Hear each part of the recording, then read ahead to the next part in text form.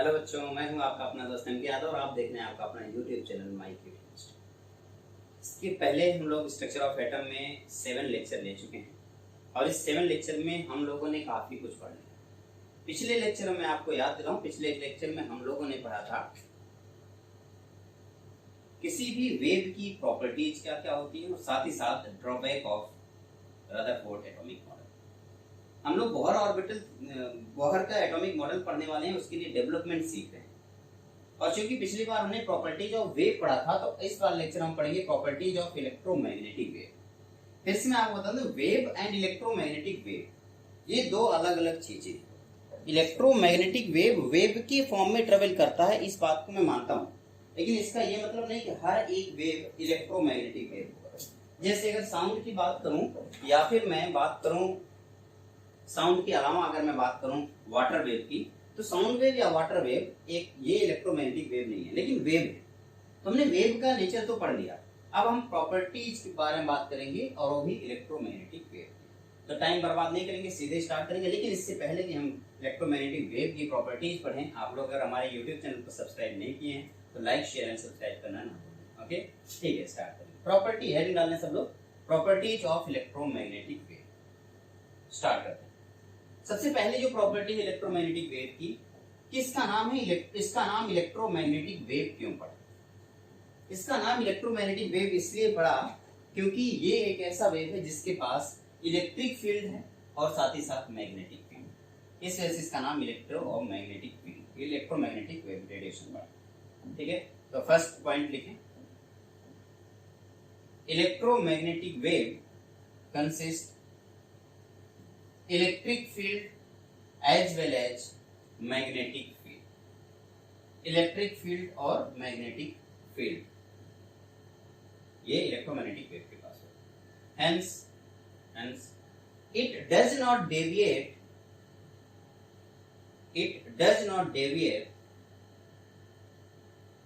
electric or magnetic field of other particles. It does not deviate electric और magnetic field of other particle या source, जो आपका मन करे, अदर सोर्स। इसके पास खुद की इलेक्ट्रिक फील्ड और मैग्नेटिक फील्ड होता है, इसलिए ये इलेक्ट्रिक और मैग्नेटिक दूसरे किसी के इलेक्ट्रिक या मैग्नेटिक फील्ड में डेविएट नहीं होता। आराम से नोट करके इस पॉइंट को नोट करें। पहला पॉइंट है, electromagnetic radiation have electric field and magnetic field, hence it does not deviate electric or magnetic field of other sources. A first point. Second point, the electric field, magnetic field and direction of propagation all are perpendicular to each other. Electric field, magnetic field and direction of propagation all are perpendicular to each other. जैसे इसके पहले वाले lecture में मैंने इसके बारे में detail में बातें की। दो पॉइंट हो गया, आपने नोट कर। थर्ड पॉइंट, जिस तरीके से अगर मैं आपको ये बताऊं कि साउंड वेव या वाटर वेव को ट्रेवल करने के लिए मीडियम की जरूरत पड़ती है, बट इलेक्ट्रोमैग्नेटिक वेव को ट्रेवल करने के लिए किसी भी मीडियम की जरूरत नहीं पड़ती। नेक्स्ट पॉइंट नोट करें। Next point, it does not required any medium for propagation. It does not required any medium for propagation. इसकी प्रोपोगेट करने के लिए किसी मीडियम की जरूरत नहीं पड़ती है, ये वैक्यूम में भी ट्रेवल कर सकता है। और किस स्पीड से ट्रेवल करेगा? लाइट की स्पीड से ट्रेवल करता है, और वो लाइट की स्पीड आपको पता है ना? Next point note, the speed of electromagnetic radiation is 3 × 10⁸ metre per second. इसकी जो वेलोसिटी होती है वो लाइट की वेलोसिटी की इक्वल होती है, यानी कि 3 × 10⁸ metre per second. Electromagnetic wave vacuum में 3 × 10⁸ मीटर पर सेकेंड की स्पीड से ट्रेवल करता है। नोट कर लिया? Its speed is 3 × 10⁸ metre per second in vacuum. तो इतनी सारी प्रॉपर्टीज आप लोग लिखते हैं, जितनी प्रॉपर्टी में बताते हैं हम फटाफट नोट करते हैं। डरने की बिल्कुल जरूरत नहीं है, सारी चीजें ऑलरेडी आपको बताई जा चुकी हैं, बस आपको एक बार वापस से सारी चीजें रिवाइज कराया जाए। ठीक, नेक्स्ट यहाँ पे आपको कुछ इलेक्ट्रोमैग्नेटिक रेडिएशन दिया होगा, अलग अलग इलेक्ट्रोमैग्नेटिक रेडिएशन। जितने भी इलेक्ट्रोमैग्नेटिक रेडिएशन होंगी सबका एक बात याद रखिए, सबका वेवलेंथ और सबकी फ्रीक्वेंसी अलग अलग होगी, बट सबकी स्पीड सेम होगी। लेकिन स्टार्ट पॉइंट बनाया देखिए, all electromagnetic radiation have same speed but different frequency and different wavelength. All electromagnetic radiation have same speed but different frequency and different wavelength according to their energy. Energy के according wavelength और frequency अलग अलग radiation के लिए अलग अलग होगी, but हर एक रेडिएशन के लिए स्पीड सेम होगी। जैसे कि यहाँ पे आपको दिखाया जा रहा है, सबसे राइट साइड में आपको लॉन्ग रेडियो वेव दिख रहा है, उसके बाद ए रेडियो वेव है एएम और एफएम, फिर है आपका माइक्रोवेव, फिर इंफ्रारेड वेव, फिर विजिबल रे, ये जो आपको विजिबल वेव दिख रहा है, उसके बाद अल्ट्रावायलेट रेडिएशन, फिर x rays and afterward gamma rays. इसके बाद आता है कॉस्मिक रेज, क्योंकि कॉस्मिक रेज ये न्यूक्लियस के सेंटर में या सन के सेंटर में पाया जाता है, इस वजह से हम कभी कॉस्मिक रेज के बारे में बात नहीं करते हैं। ओके, बस अभी आपको इतना याद रखना है कि जितने भी इलेक्ट्रोमैग्नेटिक रेडिएशन है, सारे इलेक्ट्रोमैग्नेटिक रेडिएशन एक तरफ से उनकी एनर्जी, उनका वेवलेंथ और उसका फ्रीक्वेंसी अलग अलग होता है, बट उनकी स्पीड सेम होती है, हमेशा इस बात को याद रखें। जैसे आप यहाँ पे नोट करिए सारी चीजें, x rays, sorry gamma rays, x rays, ultraviolet, visible range, infrared, microwave, FM, AM जिसे आप रेडियो वेव बोलते हैं, और फिर लॉन्ग रेडियो वेव, इन सब में आप देखेंगे कि अगर मैं गामा रेडिएशन से लेकर के लॉन्ग वेव की तरफ आऊं तो इसका वेवलेंथ इंक्रीज कर रहा है। यहाँ पे वेवलेंथ क्या हो रहा है, वेवलेंथ यानी कि लैम्डा की वैल्यू क्या होता जा रहा है, इंक्रीज करता जा रहा है। और इस हिसाब से लैम्डा इंक्रीज कर रहा है। अभी थोड़ी देर पहले मैंने आपको एक फॉर्मूला बताया था, frequency this equals to C by lambda. C तो सेम है, और अगर लैम्डा इंक्रीज करेगा तो फ्रीक्वेंसी क्या करेगी, डिक्रीज करेगी। और जब फ्रीक्वेंसी डिक्रीज कर रही है, इसका मतलब आगे चलने पर अगर लैम्डा इंक्रीज कर रहा है तो फ्रीक्वेंसी क्या कर रही होगी, डिक्रीज कर रही होगी। लैम्डा इंक्रीज कर रहा है बट फ्रीक्वेंसी क्या कर रही है, डिक्रीज कर रही है। तो लैम्डा इंक्रीज कर रहा है, फ्रीक्वेंसी डिक्रीज कर रही है, क्योंकि frequency this equal to C by lambda होता है। तो आप ऐसे एरो बनाइए, आगे बढ़ने पे वेवलेंथ इंक्रीज कर रहा है, लेकिन आगे बढ़ने पे फ्रीक्वेंसी डिक्रीज कर रही है। अब इसकी फ्रीक्वेंसी के बारे में अगर बात करूं तो जिसकी जितना ज्यादा फ्रीक्वेंसी होती है उसकी उतनी ज्यादा एनर्जी होती है। Energy is directly proportional to frequency. तो जितनी ज्यादा फ्रीक्वेंसी उतनी ज्यादा एनर्जी, यानी कि सबसे ज्यादा एनर्जी किसकी होगी, गामा रेडिएशन की, क्योंकि उसकी फ्रीक्वेंसी सबसे ज्यादा होगी। ठीक है, इसकी इस फ्रीक्वेंसी को देखने के लिए हम इलेक्ट्रोमैग्नेटिक रेडिएशन का इलेक्ट्रोमैग्नेटिक स्पेक्ट्रम का यूज करते हैं। जैसे अगर मैं इस विजिबल रेंज के बारे में बात करूं तो विजिबल रेंज का जो पैरामीटर है वो 3350 से लेकर के 7500 एंगस्ट्रॉम तक होता है, या इसे नैनोमीटर में लिखना चाहें तो इसका नैनोमीटर में लिख सकते हैं। तो विजिबल रेंज का जो रेंज है, इसका जो रेंज है वो 350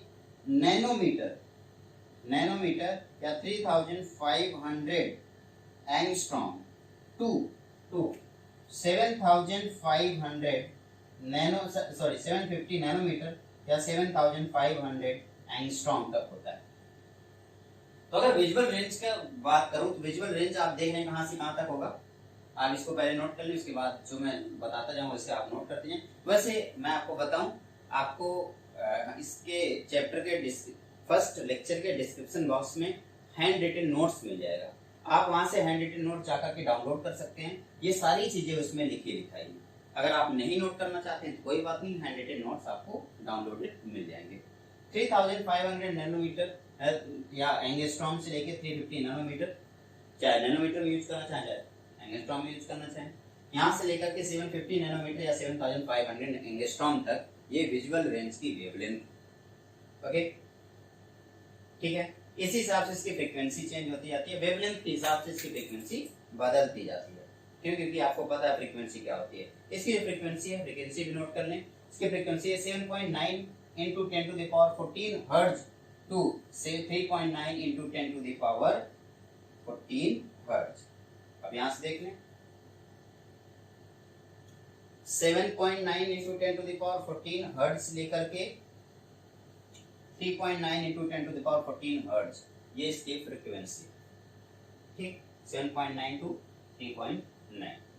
ओके, क्योंकि फ्रीक्वेंसी आगे चल के क्या कर रही है, डिक्रीज कर रही है, तो यहां से जैसे जैसे आगे आ रही है फ्रीक्वेंसी डिक्रीज कर दी जा रही है। रेड की फ्रीक्वेंसी सबसे कम होती है, उसका 3.9 into 10 to the power 14 hertz होती है। ओके,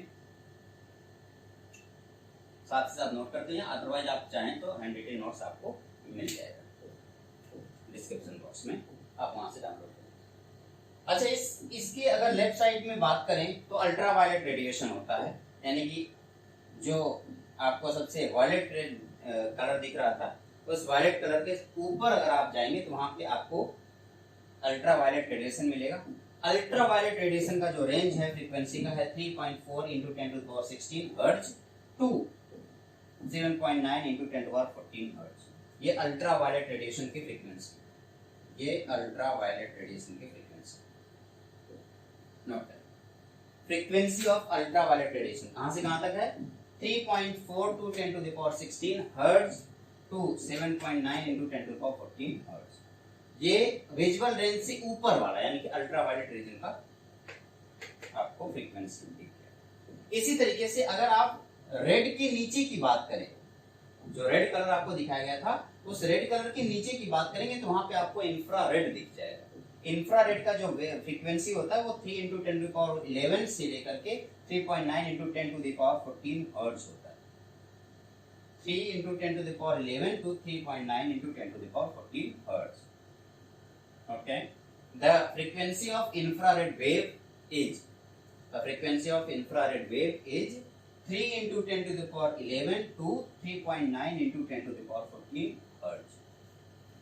ये इंफ्रारेड का वेवलेंथ हो गया, सॉरी फ्रीक्वेंसी हो गया इंफ्रारेड। इसी तरीके से और भी बहुत आप इतने सारे आपको रेडिएशन दिखाई दे रहे हैं, जैसे बहुत सारी रेडिएशन है। इसमें अगर हम बात करें तो रेडियो वेव आपके सामने है, ठीक है, या फिर जितनी भी रेडिएशन है, यहाँ पे जितनी भी रेडिएशन, चाहे हम इंफ्रारेड, माइक्रोवेव, एफएम की बात करें, चाहे हम अल्ट्रावायलेट, एक्सरे, जो गामा रेज की बात करें, जितनी भी रेडिएशन है कोई भी दिखाई नहीं देता। ना तो अल्ट्रावायलेट रेडिएशन दिखाई देती है, ना तो इंफ्रारेड रेडिएशन दिखाई देती है। हम अपने नेकेड आई से सिर्फ और सिर्फ विजिबल रेंज का रेडिएशन, विजिबल रेंज का जो स्पेक्ट्रम है, विजिबल रेंज का जो इलेक्ट्रोमैग्नेटिक रेडिएशन है, बस वही देख सकते हैं। यानी कि वो 7 कलर के अलावा मुझे हमें और कुछ भी दिखाई नहीं दे सकता। स्टार पॉइंट बनाए और लिखें, except visible rays, visible rays, except visible raise,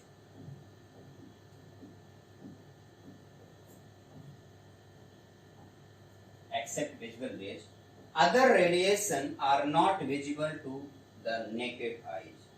Other radiation are not visible to the naked eyes. फिर से बोल रहा हूँ, except visible rays के अलावा other radiation are not visible to the naked eyes. Naked eyes से हम इसकी विजिबल रेंज के अलावा कोई भी रेडिएशन देख नहीं सकते। चलिए आइए रेडियो वेव के बारे में बात करते हैं। जब मैं रेडियो वेव के बारे में बात करूंगा तो रेडियो वेव की जो फ्रीक्वेंसी होती है, this is less than 10 to the power 9 hertz. Star point बनाए और लिखें, frequency of radio wave is less than 10 to the power 9 hertz. इस रेडियो वेव की जो फ्रीक्वेंसी होगी वो 10 to the power 9 हर्ट्ज से कम होगी, ठीक है, जैसा कि आपको दिखाया जा रहा है। Microwave, next point, the frequency of microwave is in between 3 into 10 to the power 11 hertz to 10 to the power 9 hertz. The frequency of microwave is 3 into 10 to the power 11 hertz to 10 to the power 9 hertz. इस microwave की जो frequency है वो ये 3 into 10 to the power 11 hertz लेकर के 10 to the power 9 hertz तक ये इसकी माइक्रोवेव फ्रीक्वेंसी हो गई। ओके, इसी तरीके से दो और रेडिएशन है, एक्सरेज और गामा रेज। इनकी फ्रीक्वेंसी बहुत ज्यादा होती है और इसलिए इनका रेडिएशन भी, एनर्जी भी बहुत ज्यादा होता है। ओके, जैसे कि मैं अगर 10 टू द पावर 6 हर्ट्ज की फ्रीक्वेंसी के बारे में बात करूं तो 10 टू द पावर 6 हर्ट्ज की ये जो फ्रीक्वेंसी है ये किसी भी रेडियो ब्रॉडकास्ट के लिए यूज किया जाता है। रेडियो ब्रॉडकास्ट के लिए स्टार पॉइंट बनाया, लिखें the wave of the frequency 10 to the power 6 hertz, the wave of the frequency 10 to the power 6 hertz are used for radio broadcasting. Are used for radio broadcasting. Radio broadcasting के लिए 10 to the power 6 hertz की frequency use करते हैं। Next star point, the wave of frequency 10 to the power 10 hertz are used for radar. Radar के लिए हम लोग 10 to the power 10 hertz की फ्रीक्वेंसी यूज करते हैं। स्टार पॉइंट बनाया, लिखिए the wave, the electromagnetic wave of frequency 10 to the power 10 hertz are used for radar. Radar के पर्पस से 10 to the power 10 हर्ट्ज की जो फ्रीक्वेंसी है राडार के पर्पस से यूज की जाती है। ये रहा आपका इलेक्ट्रोमैग्नेटिक रेडिएशन, जैसे में X rays, gamma rays, ultraviolet radiation rays, microwave, radio wave, long radio wave, इन सब के बारे में आप। गामा रेडिएशन जो है वो बहुत बहुत बहुत ज्यादा खतरनाक है। सबसे ज्यादा खतरनाक रेडिएशन है गामा रेडिएशन। अभी तक गामा रेडिएशन से भी ज्यादा खतरनाक रेडिएशन होता है कॉस्मिक रेज, जो कि हमें नहीं पढ़ना है अभी, तो हम सिर्फ इतना जानते हैं अभी तक के गामा रेडिएशन सबसे ज्यादा खतरनाक होती है। ठीक है, नेक्स्ट स्टार पॉइंट लिखें electromagnetic wave theory of electromagnetic radiation. Star point बनाया, लिखिए the wave theory of electromagnetic radiation will explain successfully for interference and diffraction. Interference और डिफ्रैक्शन को electro wave theory completely explain करती है। चाहे हम बात करें इंटरफेरेंस की बात करें, चाहे हम डिफ्रैक्शन की बात करें, तो जो इलेक्ट्रोमैग्नेटिक रेडिएशन की जो वेव थियरी है ये डिफ्रैक्शन और इंटरफेरेंस को तो सक्सेसफुली एक्सप्लेन करती है। टारपन बनाया था, लिखा आपने the wave theory of electromagnetic radiation are successfully explain to interference and diffraction. Interference और डिफ्रैक्शन को सक्सेसफुली एक्सप्लेन करती है, but it do not, next point लिखिए, the wave theory of electromagnetic radiation does not explain the black body radiation, photoelectric effect and spectra of atom. Start point बना लिखिए the wave theory of electromagnetic radiation does not explain black body radiation, photoelectric effect and spectra of atom।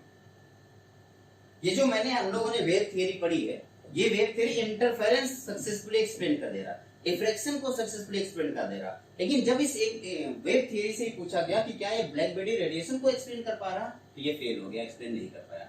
जब इससे पूछा गया क्या ये photo electric effect को successfully explain कर रहा है, तो ये एक्सप्लेन नहीं कर पाया। ये स्पेक्ट्रा ऑफ एटम को भी सक्सेसफुली एक्सप्लेन नहीं कर पाया।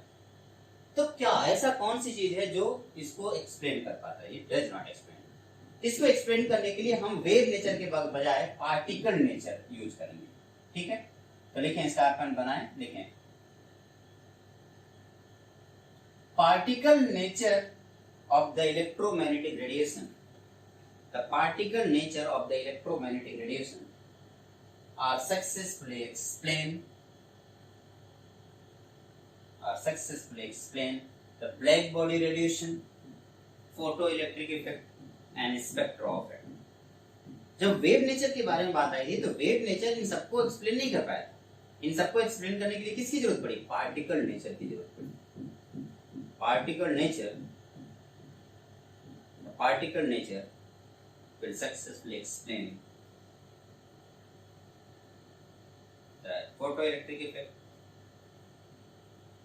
black body radiation and atomic structure। हम उस पार्टिकल नेचर के बारे में बात करेंगे, हम ब्लैक बॉडी रेडिएशन के बारे में बात करेंगे, यानी कि हम मैक्स प्लैंक के बारे में बात करेंगे, लेकिन उससे पहले हम लेंगे एक छोटा सा ब्रेक। ब्रेक के बाद वापस आएंगे और हम मैक्स प्लैंक के ब्लैक बॉडी रेडिएशन को अच्छे से समझने की कोशिश करेंगे। ओके, आप लोग बने रहें हमारे साथ ताकि आपको पूरी केमिस्ट्री फ्री में विजुअलाइज फॉर्म में दिखाई जा सके और आप अच्छे से इसको पढ़ सकें और अपने एग्जाम में अच्छा परफॉर्म कर सकें। ठीक है, मिलते हैं एक छोटे से ब्रेक के बाद। ओके, बाय बाय, ख्याल रखना।